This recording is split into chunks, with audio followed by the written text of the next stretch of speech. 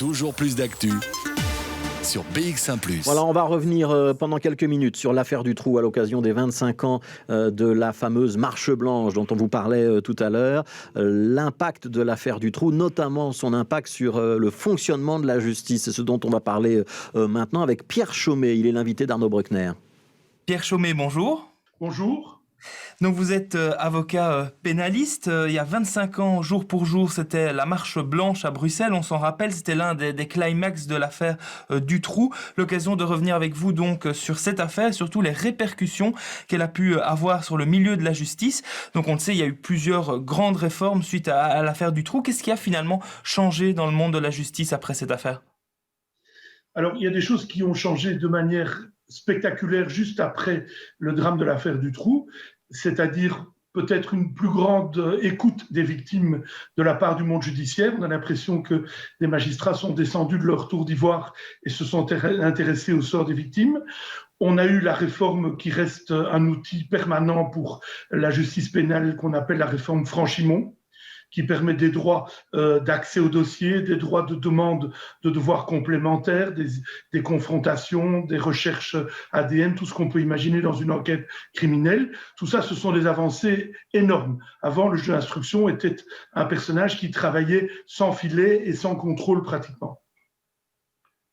Vous, comme avocat pénaliste, votre travail, il a changé avant et après l'affaire du trou ? Dans la manière de travailler ? Ah oui, il a changé certainement, à la fois sur le plan technique, parce qu'effectivement, quand la loi Franchimont est sortie, même si elle a quelques défauts, mais qui sont mineurs par rapport à ses avancées, on a dû, bien évidemment, changer notre mode de fonctionnement.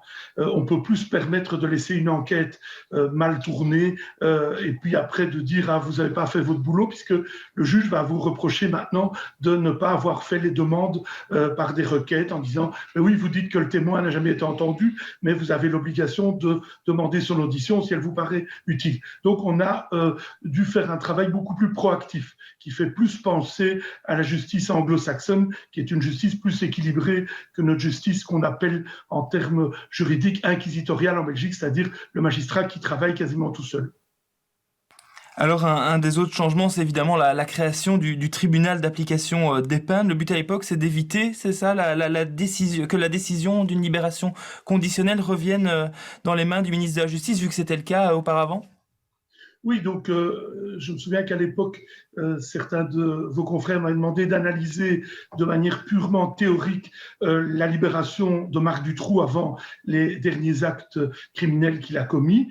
Et en lisant cela sans penser au personnage, je me disais que n'importe quel juge normalement constitué ne l'aurait pas libéré. Donc le rôle du ministre de la Justice, sur conseil bien évidemment de son administration, c'était un peu un fait du prince. Et donc on avait des choses totalement incohérentes, des gens qui nous paraissaient très dangereux qu'on voyait dehors et d'autres qui méritaient peut-être une place dans la société qui ne sortaient pas. Le tribunal d'application des peines maintenant, avec 3 magistrats qui sont désignés pour cela, un spécialiste de la réinsertion, un du milieu carcéral et un magistrat classique, est beaucoup plus équilibré dans ses décisions, tout en sachant que sont exclues, et la situation est en train d'évoluer, toutes les petites peines. Jusqu'à 3 ans, il n'y a pas de véritable contrôle, et donc c'est un peu une loterie, on rentre ou on ne rentre pas en prison. Si on s'éloigne un tout petit peu de la justice, mais pas trop loin non plus, on sait il y a eu aussi la très large réforme au niveau des polices, avec la disparition de la gendarmerie au profit de la seule police qu'on connaît encore aujourd'hui. Ça a été bénéfique selon vous avec votre œil de pénaliste ? Alors, de manière générale, oui.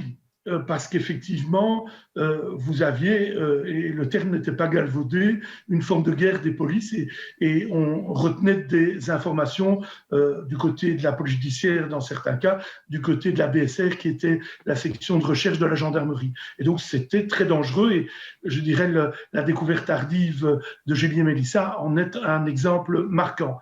En même temps, le défaut, bien évidemment, c'est qu'on n'a plus d'autres instances auprès de qui on peut se plaindre de mauvais agissements de la police fédérale, qui est la police des enquêtes importantes. Donc, il n'y a plus de forme de contre-pouvoir entre 2 forces de police différentes, ce qui parfois est gênant. Est-ce que selon vous, globalement, dans la justice, il y a eu un avant et un après affaire du trou ? Oui, ça c'est très clair. c'est très clair. Je crois que maintenant, il y a une forme de déception dans l'opinion publique qui parfois est alimentée par je dirais, des slogans un peu populistes, parce qu'il faut bien évidemment que la justice garde son sang-froid et garde bien évidemment une certaine distance par rapport à l'émotion, mais ça fonctionne nettement mieux quand on compare par exemple avec le système français. On se rend compte que nos mécanismes sont plus indépendants et fonctionnent avec beaucoup plus de rigueur que nos voisins de l'autre côté de la frontière.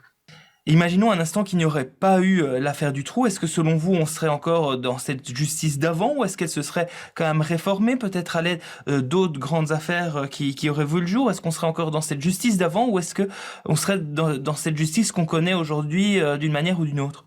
Je crois qu'on aurait avancé, peut-être de manière un peu plus cohérente qu'on l'a fait, puisque en fait, la fameuse loi Franchimont était un projet qui avait été confié au professeur Franchimont bien avant l'affaire du trou, et que ce qui s'est passé à l'époque des fameuses commissions qu'on regardait tous jusque tard dans la nuit, ce qui s'est passé, c'est que ce projet a été un peu dénaturé, puisqu'il y avait des volontés politiques divergentes des différents membres de la commission qui ont fait que, je dirais, le bébé n'est pas sorti dans l'état qu'on pouvait imaginer. Il faut savoir que la loi Franchimont prévoyait 2 volets, un qui est le volet de l'enquête qui est en application et le volet devant les tribunaux, donc le volet partie de jugement qui lui n'est jamais abouti. Il y a quelques années, la ministre Ron Collins voulait aller jusqu'au bout de la réforme et je dirais les chamailleries politiques très très négatives ont fait qu'elle l'a abandonné purement et simplement. Pierre Chaumet, on le rappelle, donc vous êtes avocat spécialisé en droit pénal. Merci à vous. Merci à vous, bonne journée. BX1 ⁇ toujours plus d'actu.